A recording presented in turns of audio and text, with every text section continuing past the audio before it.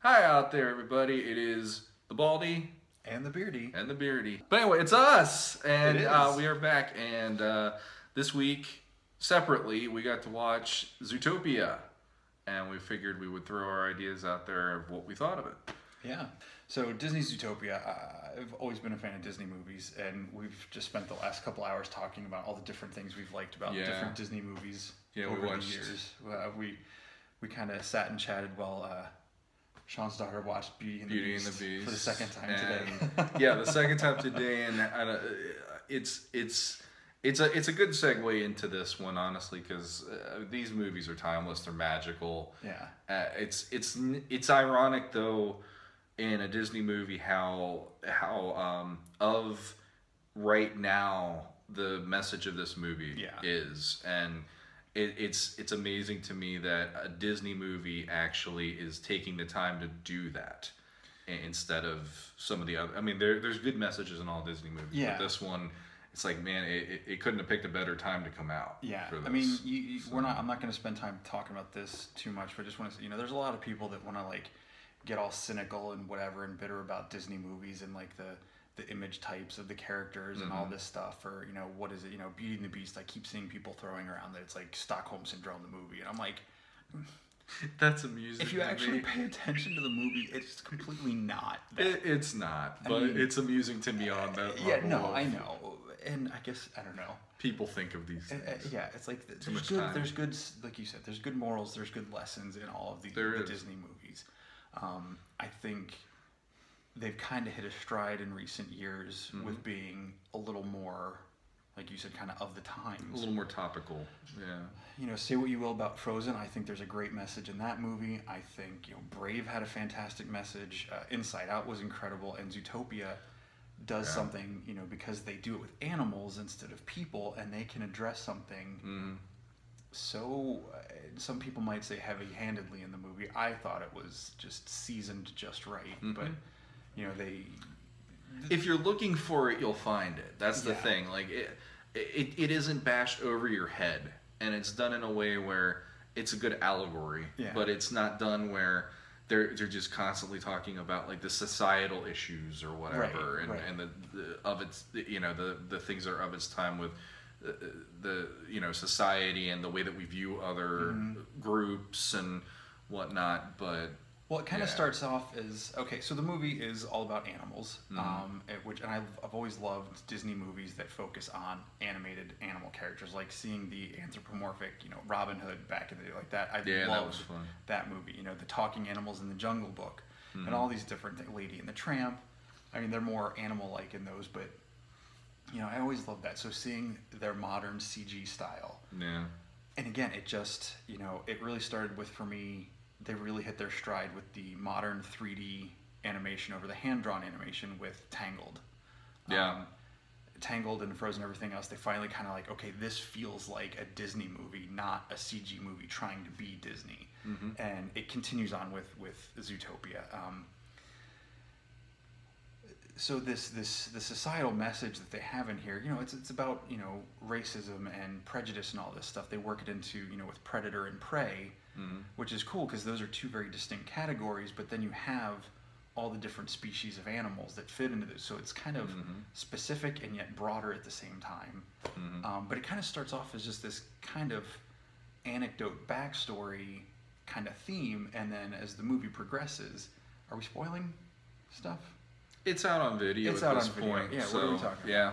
So, as the story progresses, you kind of realize, okay, that's kind of like, it kind of shifts to not necessarily the main focus, but like something that, is very heavy in, the second half of the movie. And it's done beautifully. It's I think a great way for kids to learn about this, and maybe people who don't really think about stuff in different ways. I'm not saying that in a condemning way, but, just maybe some people don't see issues, and I think they tell that story beautifully in this.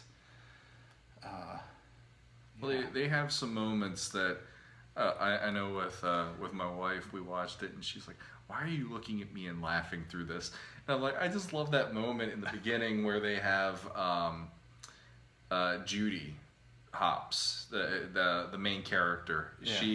Her parents are trying to dissuade her from becoming a cop. And they go, well, honey, we got married and gave up on our dreams years ago. We became carrot farmers. And every time I hear that, it makes me laugh because I'm like, how many parents end up saying that? Tons of them, and a lot of people just don't have it in them to follow their dreams. Yeah. And there's a lot of good subtext for adults watching this that maybe they could get a chuckle out of because they've dealt with, oh, well, I wasn't able to do such and such. And you get those kind of moments out of it, but it's like one of the things that you have that, it's not so much follow your dreams, but it's have the guts to see your dream through. Well, that's what his dad, which I like. They call her, they're like, you're a trier. And, we can go all Star Wars and like, do or do not, there is no try. But it's like, that's great in the context of those movies, but I think different message, different themes, but like seeing this, they call Judy a trier. They're like, well, you're a trier. That's what you do. You don't give up. You keep trying. And that's even the theme song from the movie is Try Everything. Try Everything. Shakira plays, and that cracked me up. Just seeing Shakira as this like blonde pop star gazelle, named Gazelle. I don't know. I found that hilarious, and just that music was so infectious in a fun way. So as Judy's coming into Zootopia, which is this big multi-district city, which we only see about 4 of them, and there's 12 of them that they mention in the movie. They only go into the 4 that they have her training in. Yeah, so there's like the main city, which is like a modern city, but just with animals. There's the tundra town, the jungle something or other, Sahara Square, and then you get like Little Rodentia, which was hilarious when they go into kind of, instead of like a Little Italy or Chinatown, it's like this little tiny city for like mice and shoes and like the little rodents and everything, and it was hilarious. That moment in there, I love how that pays off throughout the rest of the movie too. It's not just a once and done scene. And it's cool because again, I watched a lot of the special features on it. So they actually filmed real mice running around, and like they put things in there so you could get the weird effects of seeing something larger moving in with the small things, and how it doesn't make sense when you're looking. It looks weird when you're looking at it, but on film, if you tried to change the scale, it didn't work. Kind of like how they do with Ant-Man when he goes to Giant Man in Civil War. He's moving slower, and so they pay a lot of attention to little details. Again, just really complimenting the talent of the artists and everything. And let's go to the voice actors. Okay. Jennifer Goodwin as Judy was fantastic. They actually shifted the focus of the movie. Was originally going to be through Nick's eyes. But they're like, okay, he ends up being too cynical, and there was this kind of like darker subplot in the original script where all the predators wore these kind of like shock collars. So if they got too aggressive, they would get shocked, and it was a way to keep the prey animals feeling safer. And he was going to develop this like amusement park place that the predators could go to and kind of get their collars taken off and have fun. But then they realized it was kind of like too cynical, and they wanted a fresher eyes. So he's kind of the secondary voice to Judy's optimistic voice. Yeah, and she brings a lot of energy, and I mean the amount of optimism in her tone alone is just, it's infectious. Because like I'm slightly more cynical than you at times, I'd like to believe. So I mean, like it's funny because Superman's my guy and he's an optimistic character, but in reality I have a little bit of like. But in the case of Judy, you can't not help but sit there going, come on, little bunny, you could do this, and you're rooting for this character. But don't call her cute. Yeah. Because only other bunnies can call another bunny cute. Which I forgot about that, yeah. And I don't know his name, but the guy who does the voice of Clawhauser, the cheetah, the overweight cheetah who sits at the police station. I love him. He's awesome. He's great. Like everybody really nails these characters. Oh, you're just a cute, fluffy little bunny. I love that. You got like something in your neck, and it's a donut. She's like, and the roll, Of course, Jason Bateman as Nick Wilde. I mean, he's like the perfect living epitome of Jason Bateman on the screen. He's fantastic. With everything he's been doing lately, in like from pretty much Arrested Development on, he doesn't get to be that guy anymore. He's looked at as more the straight-laced guy usually, and he's the one that has to take care of everybody else. So having him be the opposite of how he's been cast lately was great, and I can't not see that character without thinking of it's like the perfect mesh of Nick Wilde is Jason Bateman's spirit animal. Yeah, I agree. Use that. But I love his character because the first time I watched it, I'm like, why? What's he doing? What's this hustle again? Because I missed some of that. Second time I saw it, I'm like, oh my god, this is genius. The way we're introduced to the character is he wants to get a jumbo pop, and it's. For his son. He's where like there's an elephant ice cream shop, so everything there is huge, and he's this little fox going up and my son, it's his birthday and he wants a freezy pop or a jumbo pop or whatever, and they gotta make that outfit for kids. They gotta make his son has this little elephant outfit and it goes over his mouth, and every time he does anything it goes. And the little trunk waves every time. It's like a little kazoo, basically. And when you see why he's trying to do this, like you keep going through that whole scene, you're like, there's another he's not being a nice dad. There's something else. And when you see what it is, I'm watching this going like, if only my mind would work this way, you know, like I don't have it in me. I'm not that smart. But he knows the angles. Yeah. And he's perfect. He's a perfect foil to Judy's overzealous optimism and happiness and can do. They're a great pairing that don't either. I don't find either one of them to be overbearing or annoying. No.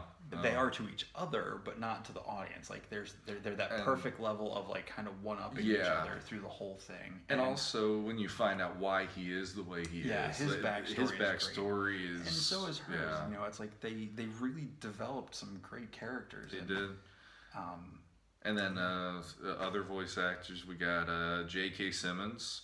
Yeah. Who is, oh my god, he's J. Jonah Jameson for life for me. He's a menace, you know. But you got him playing the Mayor Lionheart in this, and he's not like, you know, he's not one of the guys that I point to as like, oh, he was amazing in this movie. Yeah. But it was fun to hear his voice attached to an animated character for me. Yeah. And it worked especially for that character, but it would have been nice to have him have a few more like Parker moments. Yeah. His one in it, if I remember right, that it was between him and the deputy mayor or assistant mayor or whatever. He's yelling for her. Yeah, and he's calling her names and whatnot. And that's actually Jenny Slate, who plays the assistant mayor or the deputy or Bellwether. May, I don't know. She's a little sheep. Yeah, she's a little sheep. They have a moment in it where they need to ask for information and get her to look up something for them as Judy's taking this kiss. And Nick's with Judy, and he keeps on like touching her hair, just the little top part. She's got this little bun on top, and he's like, it's amazing, it's so fluffy and stuff. It's like cotton candy. Yeah. And I love that line. You think if she can't fall asleep, she counts herself. There's a lot of really, like a lot of the Disney movies, like there's a lot of really on point, like kind of like really witty kind of zing moments that you can miss if you're too much laughing at what's like. One of my favorite lines is Idris Elba as Chief Bogo, the chief of police. So. Yeah, he's great. Real quick, so Judy wants to become a cop. She moves from the outskirts into the big city. She's the first bunny on the police force.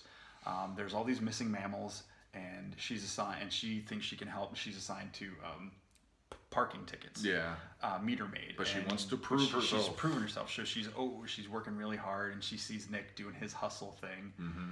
And eventually she finds a lead into the case and all this stuff. But the chief doesn't want her, and they find these clues, and when they do the big reveal, which I'm now realizing this video is probably going to be a little bit longer than we initially intended because there's a lot to unpack in this movie. There is. It's this really compelling story, I think. And so Chief Bogo is this water buffalo, and voiced by Idris Elba, and he gets to do his natural accent, which is great. And he's got some really funny moments too, because the cheetah Clawhauser has this app where Gazelle is like singing and dancing, and it's kind of like those like the Elf movies or those videos where you can get your face put on the dancing elf with all your family or whatever. Yeah. So they do that, but it's like your face, like the animal's face, input on this like big, like very masculine tiger dancing in like, you know, like these tight little shorts. And she's like, "You're a great dancer," like, you know, Officer Clawhauser, like it's the robotic version of her voice, still, you know. So you come to this great moment later in the movie where, you know, all you've seen is this really hard ass Chief Bogo. You know, he's like always yelling at Judy. He's so mean. And then you see him, he's sitting at his desk, you know, and it's his head on the tiger. And then Clawhauser comes in, he's like, "Oh, you have me too." Yeah. That's great. But he, there's this great line, and I love that Disney can be kind of self-aware and make fun of itself in a good way, unlike the X-Men Apocalypse, where they do did you see Apocalypse? Yeah, we saw it together. Oh my gosh. Yeah. See, that's how bad my memory is. Well, this is how crazy our lives are. That line about, you know, the third movie's always the worst. Like, that's, like, I hated that line. But Disney, like, Chiefy's like, this isn't some, like, animated fairy tale where, you know, you can just sing about all the things you want and get all your heart's desires. You have to let it go. Like, whatever you want to say about that song, that was just... I was cringing, but great.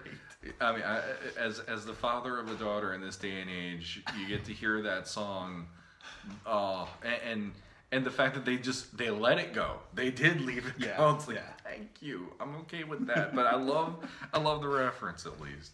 And just the way they characterize all the different, like when you see the polar bears, they're kind of stand-in for your classic, I would say more kind of Russian mafia, Russian mob type characters, just the expressions and they were so good. They had that like the typical movie henchman villain vibe, and just even the looks on their faces, like the really heavy brows, and you know, none of them look, you know, it's great. And then of all things to throw into a Disney movie, you have this whole like Godfather moment, which, you know, it doesn't go too dark, but you know, you've got.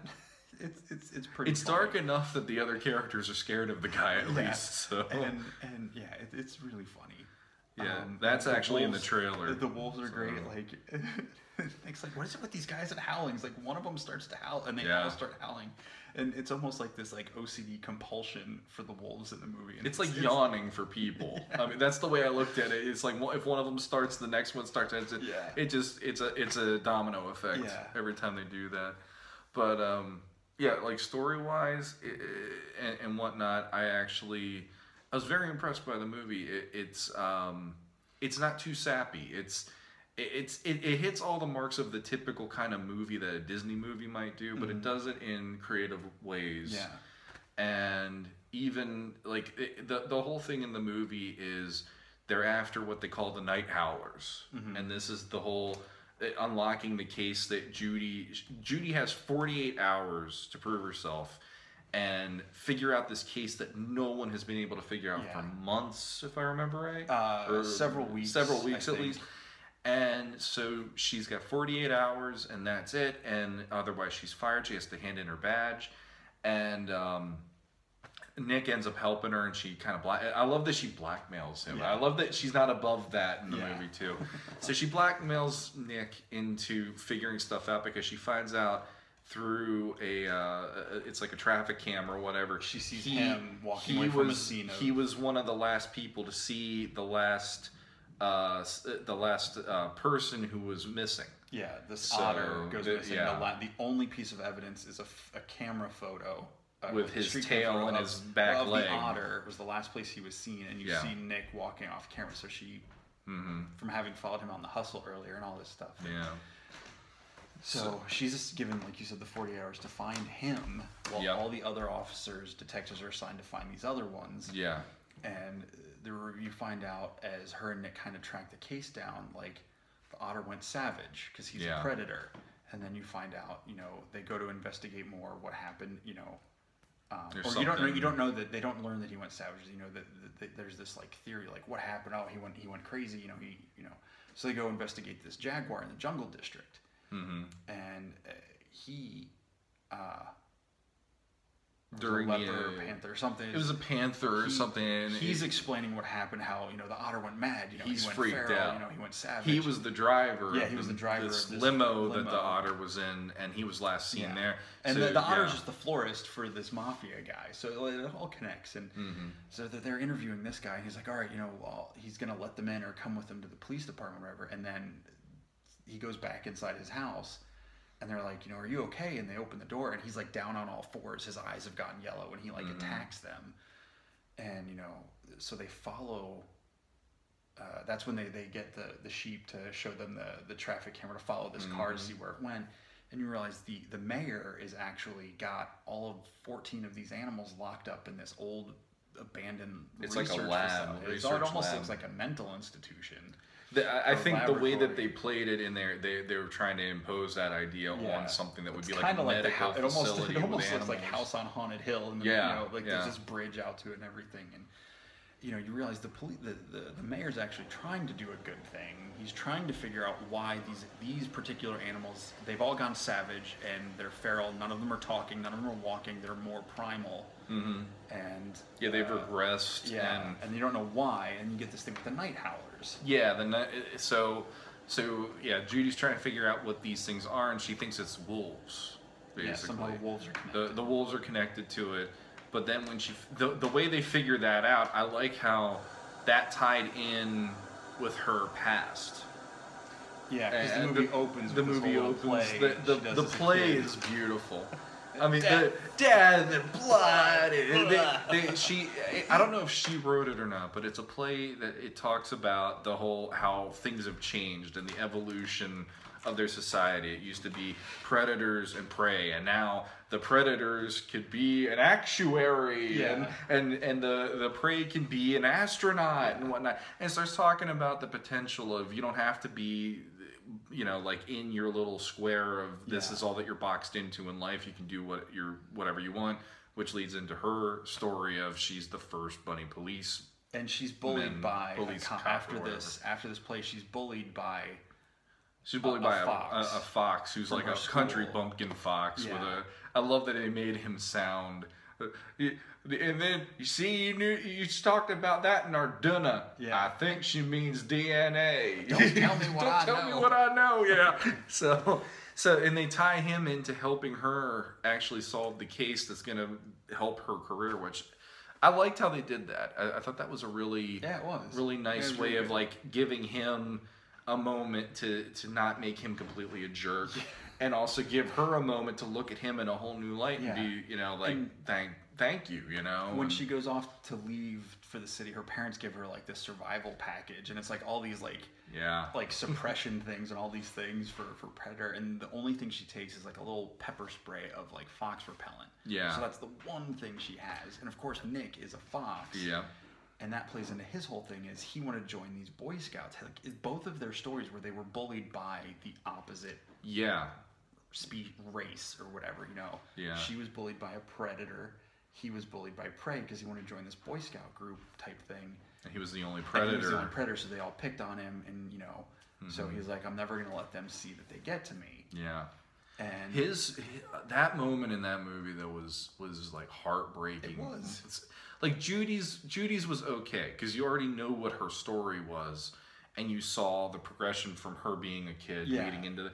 But when you see what led Nick to become the man he is or the fox he is in this, I'm sitting there like, man, I want to give him a hug. That was horrible. Like, because like for her, it makes her want to even more. Because even though she's bullied, she was confronting him because they stole tickets from another one of the kids. So she gets the tickets back, even though she gets hurt doing it. Yeah.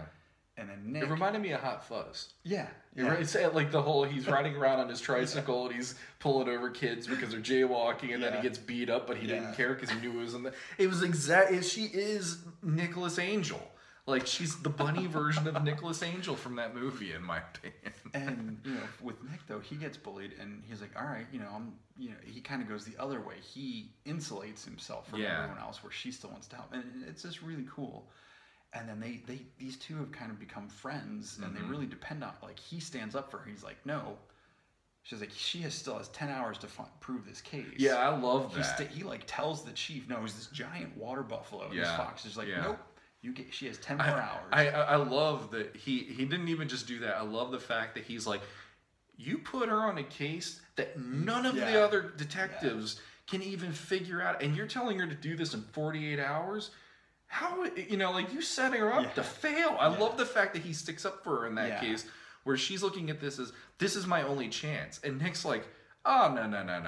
You know, like, I love that he put it in perspective, and the like, chief is... We've got a case to solve. Yeah, chief is just like, he budges. You know, that's the moment he blinks, and I love that. And it's so, they stand up for each other, and then when they realize what it is there's this... Well, they don't know what it is, but there's some agent that these... the predators are getting shot with, that makes them go savage, because they learn over the course, like, there's all these other this comes later. So they go savage, and they get the mayor's trying to explain to them, and the mayor's a lion, so he's trying to, we don't know why the predators are, why these ones went savage, we're trying to figure that out. And she's like, no, you're just trying to cover your own tail. So they have this like press conference. And Nick's trying to prep her, like, tell her how, he's like, answer their question with a question, and then answer your own question. And she kind of loses her momentum, and she kind of says some things that the chief said, or the mayor said, about, well, maybe it's because they're predators and it's in their DNA. And then she repeats it, and then that, like, really puts Nick off. And then he also... Because it comes back to that kind of primal, for lack of a better word, kind of racism type thing that they're doing. And it sends the whole city into this spiral where you kind of get back to that kind of darker theme they were going to have with the collars. They don't do the collars, but where the predators are, like, kind of shunned. They're like, when's it going to... There's kind of this, like, whole spirit of fear. And, like, Gazelle, instead of... very true to Shakira in real life, she's kind of doing some kind of civil rights stuff. Like, no, I want my city to be better. We're better than this. And...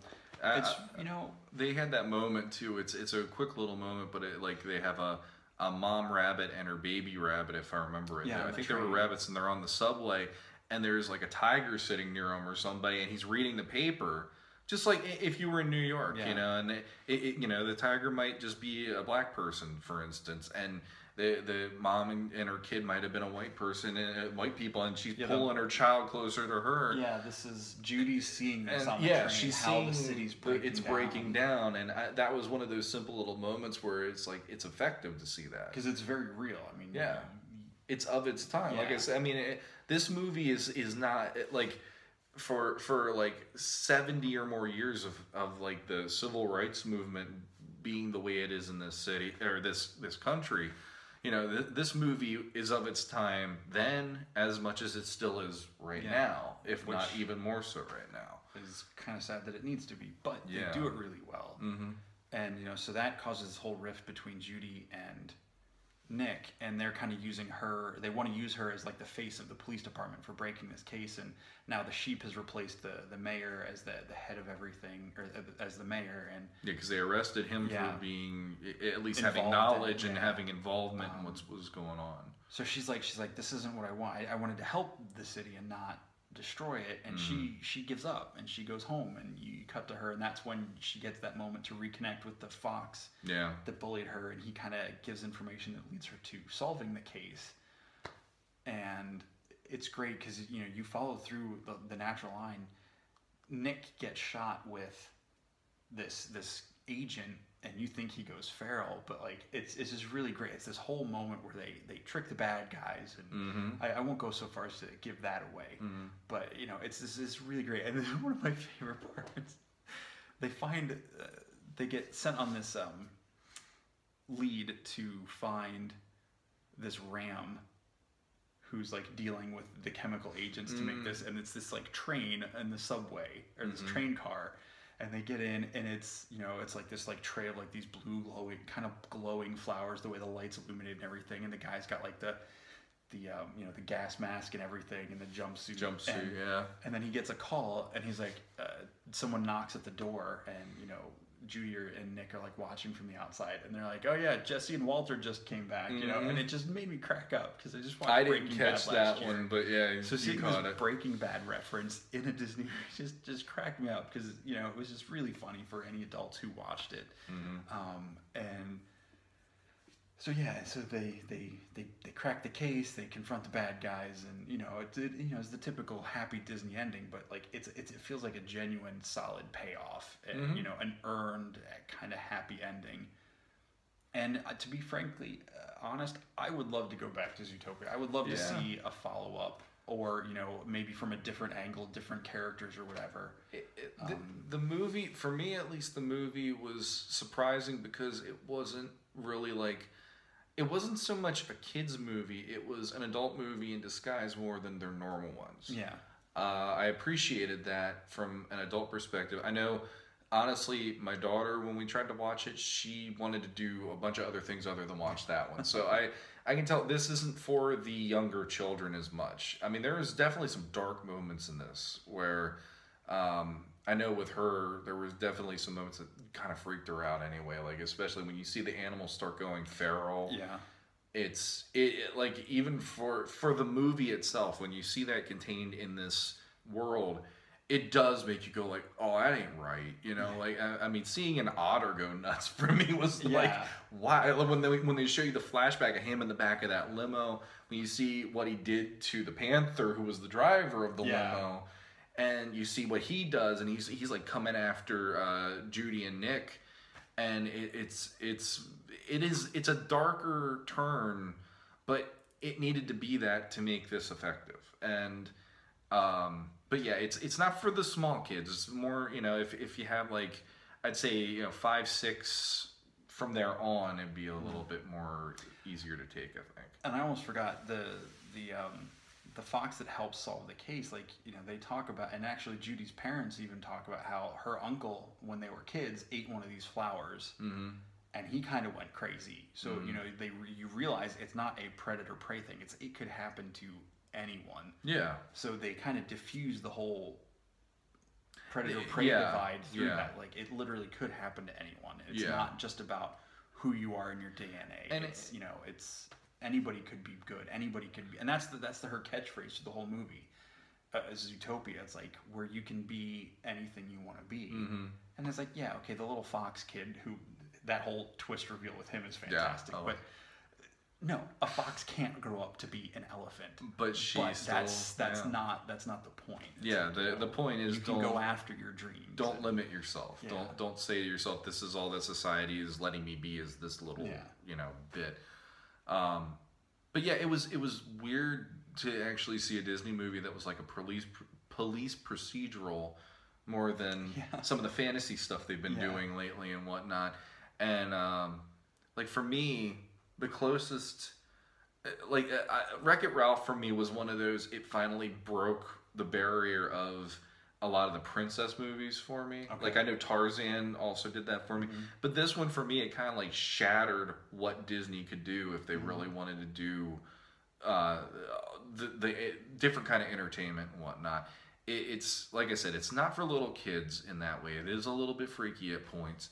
But it's actually surprising how much of, like this could be like a Law and Order episode or something. I mean, it was surprising to me on that level, and I appreciated it because, you know, as an adult watching a Disney movie, there was more for me in this one, even with the topical stuff of, you know, people with prejudices and how society is right now and whatnot. It makes, sometimes you need to see something like this in order to really like take stock of, well, what is happening in this world, and what is, you know, we don't have to get all crazy with, you know, the social angle and whatever of the movie, but it has a message of, you know, acceptance, and it has a message of people looking at a different animal and seeing them just as predator or prey, almost like how, you know, things are in reality, you know, and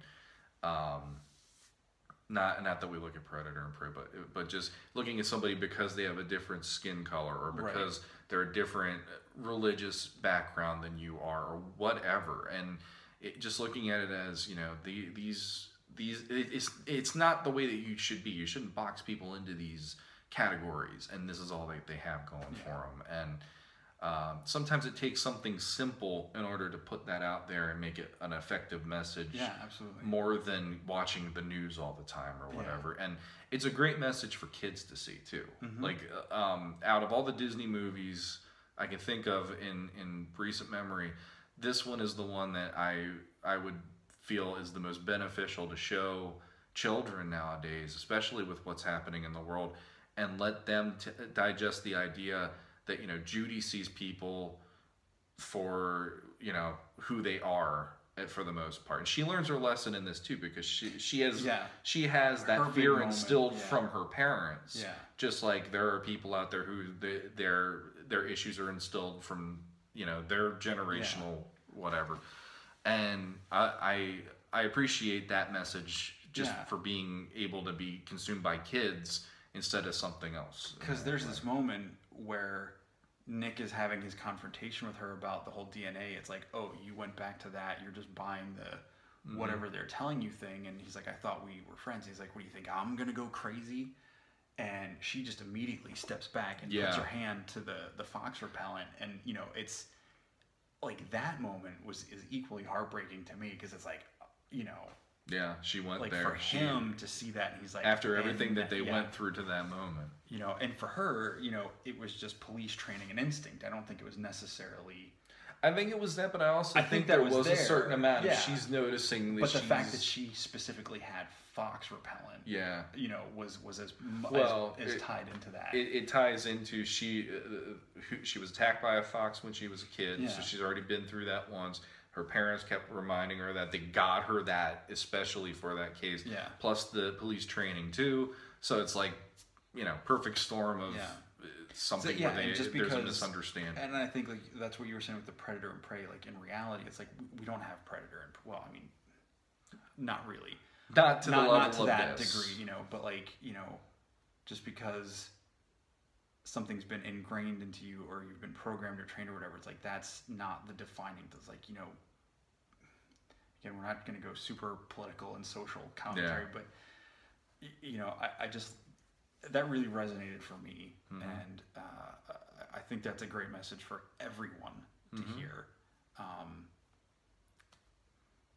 And just like the theme song of the movie, that Try Everything song that Shakira does, and it's a great message, and it's I mean there's a lot of good in just the whole idea of facing your fear, confronting your fear, and not letting it overload you to the point where that's all you have is that fear. You're rising above it. You've got the idea of being open-minded and being accepting and not afraid if people think you're crazy and are going to fail either, which that's one of those things that, you know, like again, for kids, and I'm 37 and I'm watching this movie and it's like, I need to hear that myself, because sometimes it's just life that just, you know, the way life goes along. Sometimes you're just like, this is all I got, you know, and like going to another movie that I love, City Slickers, the whole, this is where you are, you got to stay there, and that's all that you're good at, you know. And I forget the exact line, but you know, this is as far as you've gotten, you just stick with it or whatever. And it's like, it doesn't have to be that way. So Zootopia, it's as magical as you expect a Disney movie to be, but there's a great undercurrent of good messages in it that it works for kids all the way up through if you're 100 years old or even older than that. I mean, it's great for many levels of subtext. Yeah. And this is a movie, we're still trying to work out our rating system, and we're discussing things. For me, and we kind of talked about, like, you know, what would we pay, not necessarily in the theater, but what kind of money, time, effort would we put into this? Like for me, I saw it opening night, I bought the Blu-ray. I'm sure I'll watch this movie, and you know, I can't use a child as an excuse, not that it's an excuse, but I watched this. She's my crutch as an almost 37-year-old man on my own, because I've always loved Disney and their animation and everything. So, you know, so saw it in theaters, got the Blu-ray, I'm sure I'll just pop it in from time to time and actually just sit down and watch it. So I think it's a great movie, and like Sean said, for all ages. Again, maybe not quite for the little ones, either because of attention or some of the stuff is pretty scary for little kids. But everybody's different, and that's okay. And that's, I mean, Baldy, Beardy, different. Yeah, but there's always common ground somewhere. There is, and I mean, for me, I didn't get to go. I wanted to see it in the theater. I'll say that I didn't get a chance to, and actually, when I saw it was going to be a rental online the other day, my wife and I were so much more excited than my daughter to see this movie, and even the previews, like the one moment that we didn't even touch on, which I'm sorry, I have to go to it really quick. If you haven't watched, if you haven't seen anything of this movie, watch the trailer with the DMV and the sloths. That moment, I saw that in the theater when I went and saw something last year. And that was the only thing they showed, is that scene. Mm-hmm. And I sat in the theater, I was in tears laughing at that. Because number one, I've been at the DMV how many times in my life, and it's not quite that level. That's always like that stereotype they always play in everything. But oh my God, if you watch this, the sloth in this movie, he's one of the directors at Disney. He's not even a voice actor like of like the same caliber as the other characters of the movie. But he is the best thing of this movie for me. He just, his name is Dash or Flash. Nick keeps saying Flash 100-yard dash, and you know he's a buddy of his, and they're trying to track down the plates of the car where the otter was last seen. Yeah. And my God, just Judy has the energy, and she's fast, and going up against this sloth and watching her just slamming her head on the table is awesome. Just trying to even like deal with this, and then Nick being a jerk and doing the whole, hey, hey Flash, you want to hear a joke? And then Flash is all like, and just his when he smiles, that smile is great. Like, I saw that trailer, that clip, at least half a dozen or more times. And sometimes Lordy. When I see the same trailer over and over, it gets old. And that never got old. It never got old. And seeing it in the movie, in the context of everything, for me, it made it so much better. And without spoiling it, there is a whole payoff to that at the end of the movie that is just priceless. It is. And, but yeah, I mean, getting off of that little tangent, but I was amazed neither one of us touched that until that moment. I mean, seriously, when you see the look on his face when he gets the joke that Nick tells him, and you see his face, it's like watching a sunrise. Because it's such a slow. It's beautiful. It's just, he's like. But I can't even do it because my face doesn't do happy like that. It was like he just witnessed something that made his life so worth everything. And then I love that he turns and he's like, hey, to the girl down the way, would you like, and he's trying to tell her the joke, and he's like, what, do you want to hear it? Hey, do you know what? The speech pattern, it's not that it's just slow, but it's that speech pattern that if you're ever talking to someone in person and they'll talk, but then they'll get to a point where you think they're done talking. And you're like, it's just like... everybody's been Judy at moments like that. I'm convinced. I'm pretty sure a lot of us have been Flash at some point or another. Well, I mean, just hearing Christopher Walken talk is kind of the same thing for me sometimes. But now I wish he would have been the voice. I actually thought that just now, like Christopher Walken should have been the voice of the. He did King Louie in the live-action Jungle Book, which we'll see eventually. I will. But anyway, it's a movie that I was pumped to see this. I don't even know what it was. It was just, I love the new 3D animation style they've been going with for all their movies. Like Jesse said, Tangled.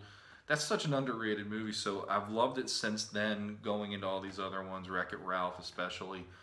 And it's such a gorgeous movie. It's lush. The environments are interesting. The nudist club is hysterical. We didn't even touch on that either. But I don't want to touch on that. Yeah, probably safer. Put sheets down on everything. The fact that you can say nudist club in a Disney movie. In a Disney movie without it being offensive is fantastic. Yeah. It was just and them doing yoga. Oh God. But I was very excited to see it. And